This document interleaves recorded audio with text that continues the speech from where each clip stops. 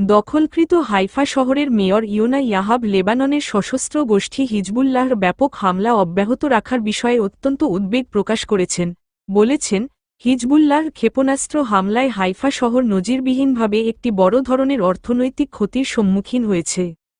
মঙ্গলবার ইয়োনা ইয়াহাব জানিয়েছেন, হিজবুল্লাহর ক্ষেপণাস্ত্র হামলার ফলে হাইফা শহরে স্বাভাবিক জনজীবন স্থবির হয়ে গেছে এবং এখানে সবকিছু থেমে গেছে। এখানে রাস্তাঘাট ফাঁকা এবং দোকানপাট বন্ধ হয়ে পড়েছে। হাইফা অর্থনৈতিকভাবে দুর্বল হলে পুরো ইসরায়েলকে তা প্রভাবিত করবে। ইরানি সংবাদমাধ্যমগুলো জানিয়েছে, ইসরায়েলি অধ্যয়ন ও গবেষণা কেন্দ্র আলমাই এ প্রসঙ্গে উল্লেখ করেছে যে, ইসরায়েলের অধিকৃত অঞ্চলের গভীরে হিজবুল্লাহর হামলা বৃদ্ধি পেয়েছে। এ ক্ষেত্রে হিজবুল্লাহর ড্রোনগুলাই তাদের ট্রাম্প কার্ড।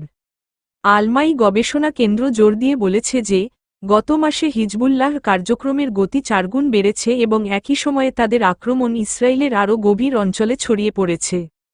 এদিকে হিজবুল্লাহর ক্রমাগত মিসাইল হামলার কারণে অধিকৃত অঞ্চলের উত্তরে বিশৃঙ্খল পরিস্থিতি নিয়ে উদ্বেগ প্রকাশ করেছে ইসরায়েলি মিডিয়াগুলো বলেছে, অধিকৃত উত্তরাঞ্চলে বসবাসকারী ইহুদিরা বিগত মাসগুলো থেকে বাস্তুচ্যুত হয়েছে, তাদের ফিরে আসার কোনো ইচ্ছা নেই।